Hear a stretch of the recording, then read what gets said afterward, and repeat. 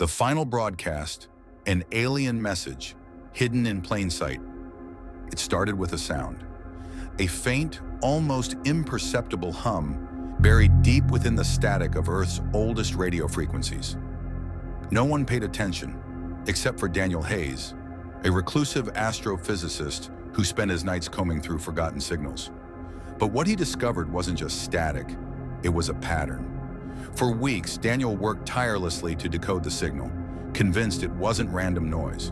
The deeper he dug, the more unnerving the pattern became. The hum wasn't just a sound, it was a voice, layered and distorted, whispering in a language no human had ever spoken.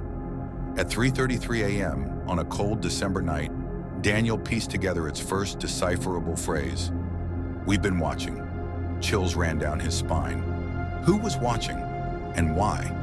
The next fragment of the message was even more chilling. "Do not respond. They'll hear you." Daniel's obsession consumed him. He shut himself away, refusing to eat, refusing to sleep. The message grew clearer with every passing day, as if the sender knew he was decoding it. But then the warning started. His power flickered. Shadows stretched too long in his empty apartment, and on the seventh night, his radio abruptly fell silent. Panicked, Daniel recalibrated his equipment, but the signal was gone. He stared at his screen, the stillness suffocating. Then, without warning, his computer powered itself on, its speakers erupting with the same hum. This time, the message wasn't fragmented. It was crystal clear. They are here. Suddenly, Daniel's apartment was bathed in an unnatural light, brighter and colder than the sun. He looked out the window and saw them, silent, motionless figures standing beneath the glow of an enormous craft, its surface rippling like liquid metal. Daniel's heart raced as his phone buzzed. It was a text from an unknown number. "You shouldn't have listened." The light intensified, and everything went black. The next morning, Daniel was gone. His apartment was empty, his equipment dismantled as if no one had ever lived there. But the signal returned. This time, it was broadcast across every device in the world, repeating the same message. "We've been watching, and now we are here." The discovery. It all began with a whisper, an unnoticed hum buried in the forgotten corners of Earth's oldest radio waves. Most dismissed it as interference from dying satellites or background noise from the cosmos. But Daniel Hayes, a disillusioned astrophysicist, found himself captivated by the anomaly. Night after night, he pored over recordings, isolating the sound from the static. One evening, as the winter wind howled outside his small apartment, Daniel noticed something chilling. The hum wasn't random. It repeated, following a precise, almost mathematical pattern. He couldn't shake the feeling that he wasn't discovering the signal by accident. It felt deliberate, as though it had been waiting for someone, waiting for him. The decoding. For weeks, Daniel obsessed over the signal. Sleepless nights turned into endless days as he ran the sound through decryption algorithms. On the 14th day, he finally made a breakthrough. At first, it was just a word. "Observe," then another. "Warn." The fragmented message grew clearer with every passing hour, and its tone became increasingly ominous. On the 21st day, at exactly 3:33 a.m., Daniel pieced together the first full sentence. "They are closer than you think." The words sent a shiver through his body. Was this a warning, a plea for help, or something else entirely? As he continued decoding, his equipment began to glitch. Shadows in the corners of his room seemed to ripple, moving even when nothing else did. The warning. By the 28th day, Daniel's health had deteriorated. His eyes were sunken, his voice hoarse from speaking aloud to himself. He had deciphered more of the message, and its implications were terrifying. "We've been watching for centuries. We are not the first." That night, as Daniel worked in silence, his apartment was plunged into darkness. The power had cut out, leaving him bathed in the cold glow of his laptop screen. When the lights flickered back on, he felt something, or someone, was in the room with him. But he was alone, or so he thought. The contact. On the 30th night, Daniel finally completed the message. "Do not respond.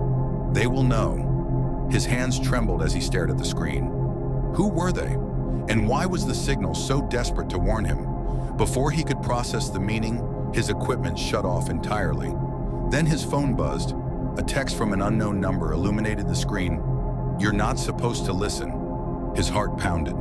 It wasn't possible. No one knew what he was working on. He grabbed his phone, but before he could reply, his speakers erupted with the hum. This time, the voice wasn't fragmented. "They are here." The revelation. The room filled with an unnatural light, a blinding cold luminescence that seemed to pulse with a rhythm of its own. Daniel rushed to the window and froze. Below, the streets were empty, yet bathed in the same eerie light. And then he saw it, a craft, impossibly large, hovering silently above the city. Its surface shimmered like liquid metal, reflecting the emptiness below. Figures began to emerge, their movements slow and deliberate. They were tall, their elongated silhouettes barely resembling anything human. Daniel's phone buzzed again. This time it was a voicemail. Hands shaking, he pressed play.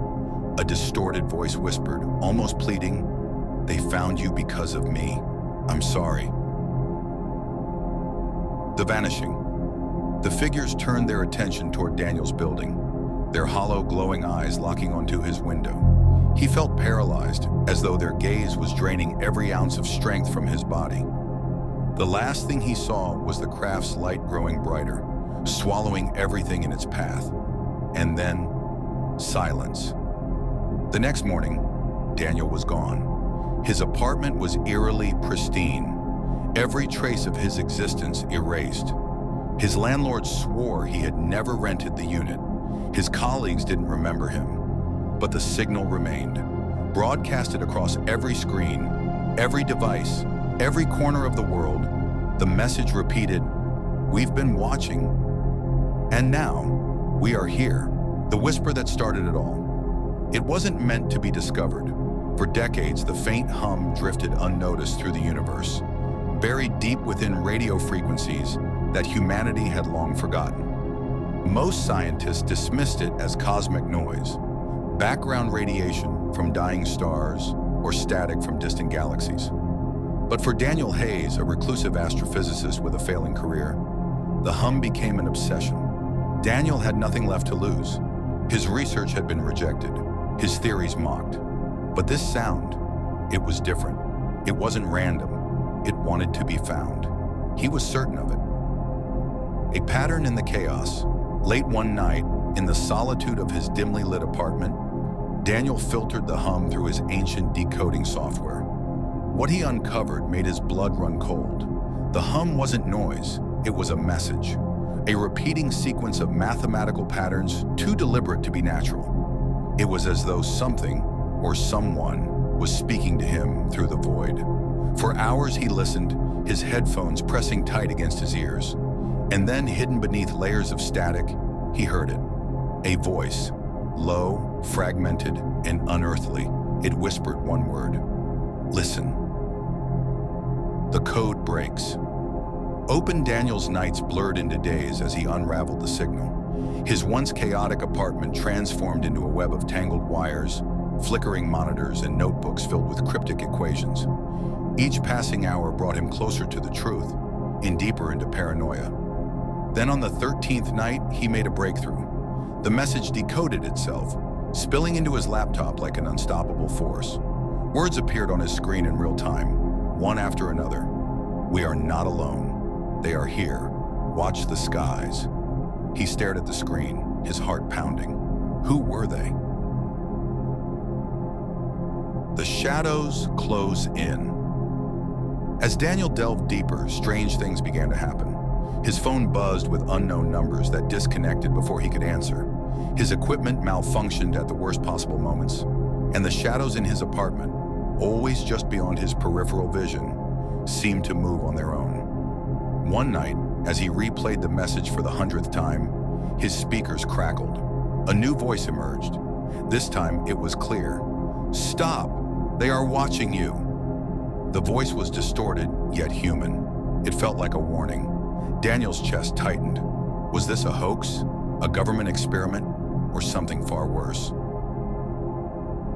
The first encounter. On the 21st day, Daniel received an email with no sender address. The subject line read, "Don't look outside." But curiosity overwhelmed him. He pulled back the curtains and froze. The sky was alive. Lights, bright, pulsating, and impossibly fast, danced above the city like predators circling prey. The hum from the signal grew louder, now vibrating through the walls of his apartment.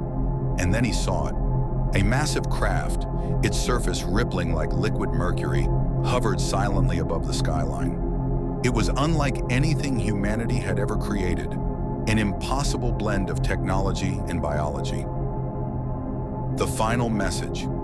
Panicked, Daniel scrambled to shut down his equipment, but the message on his screen began to rewrite itself, letter by letter in glowing red text. "Too late. They know you've seen." The lights outside grew brighter, casting an eerie glow across his apartment. His phone buzzed again. This time it was a voicemail. Hands trembling, he pressed play. A voice, his own voice, spoke back. "You've doomed us all." The vanishing. The next morning, Daniel's apartment was empty. No sign of struggle, no personal belongings. Even his landlord swore the unit had been vacant for years. But the hum remained. Radio stations across the world began to pick it up, transmitting it to billions of unsuspecting people. Soon the hum wasn't just a sound. It was in their devices, their dreams, their minds. And then the sky changed. The world's final broadcast appeared on every screen. A world silenced. The sky turned black, blotting out the sun. Across the globe, people stepped outside, staring in stunned silence as the lights descended.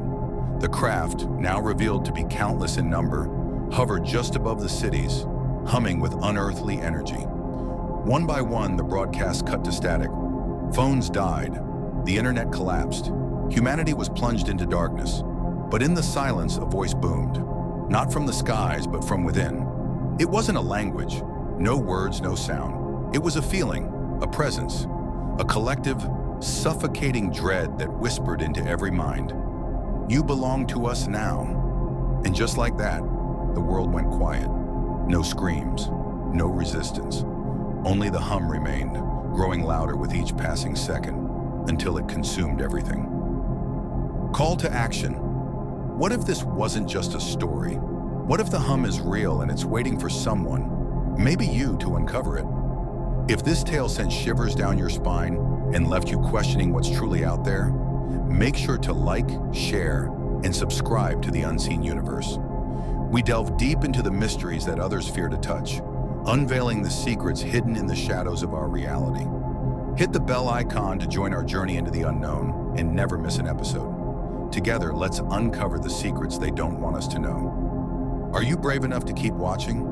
Stay tuned, because the next story might just be your last.